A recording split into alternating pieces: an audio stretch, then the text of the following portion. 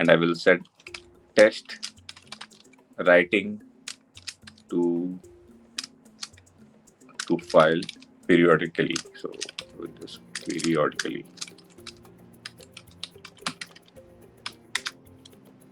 and again I will just create a display name of this thread of this test writing to a file periodically. Okay. And first of all, let's create a path, because we need to have a file name here which will pass to create our periodic file letter object.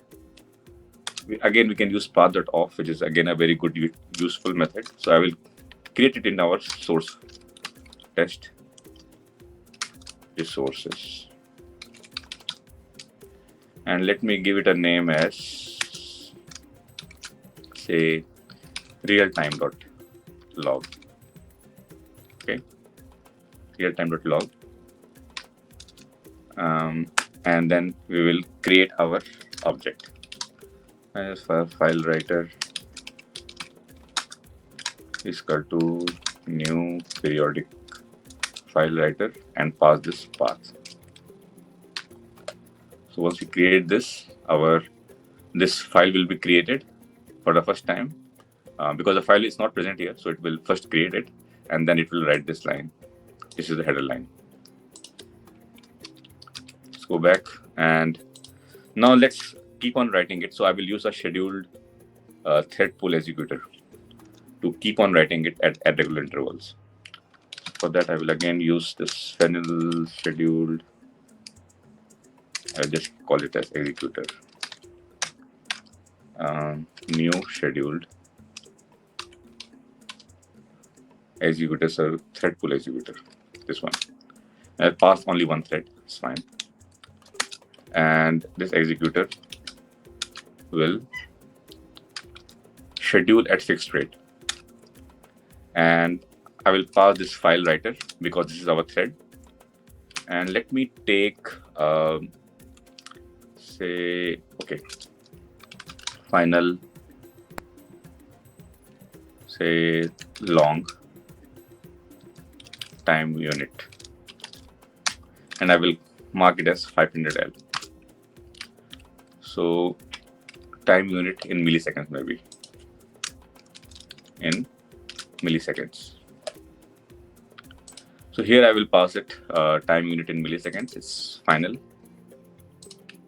And so this is our, so once we schedule any thread here, so this first part is the initial delay. And after that, it will keep on every 500 milliseconds, it will keep on executing this thread. So I will pass here a time unit of milliseconds. So this is how a normal schedule executor works. So create a separate line executor dot this. Sorry. Okay. So again, let's revise what we have done. So we have created a path, we created a file writer, and then we create a scheduled thread pool executor, which will start with an initial delay of 500 milliseconds and keep on executing this thread. So in the thread, the run method indicates that it will keep on writing it, right? Because in this, once this every 500 milliseconds, it will keep on writing, executing this run method, and print this line one by one, starting with 1, 2, and 3 and all. So this is what our test is doing, and because we need to finish it, and we need to add some time delay. So I will use a sleep method here before our thread this ends, because otherwise if we don't, it will run very, very fast, and then our unit test will finish, so it will not be able to write anything. So let's include a sleep of some time. So I will sleep of, say, time unit in milliseconds multiplied by, say, 10 times.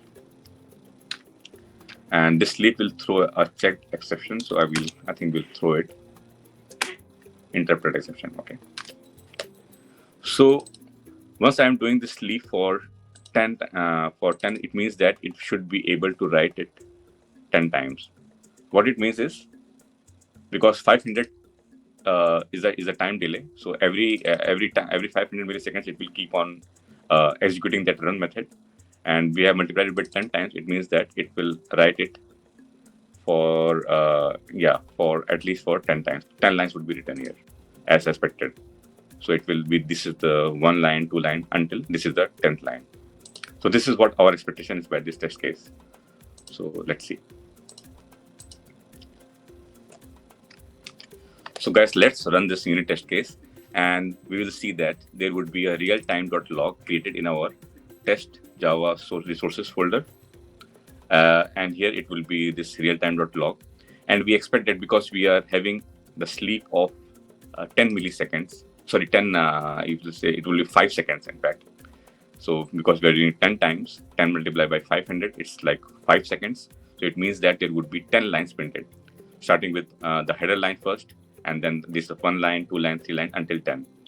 Okay, so let's run this and see. I click on this run it here. So it's running now. So it will wait for 5 seconds and the backend, and it will keep on writing this realtime.log. So let's wait for it to finish. So it has finished now. As you can see, that it took 5 seconds, 76 milliseconds. So it means that, so we have got this realtime.log here. And as expected, this is the header line when we created this object. And after that, it wait for 5 seconds. Every 500 milliseconds, it was executing this run method in our thread. And 1 line, 2 line, till 10 line. So this is our expectation that as far as we keep on writing it, it will keep on appending this log. So this was the first part. We have got a running file available now. Now let's write our tail online method, where we will use the tail method to look at the last appended lines. To see you all in the next video.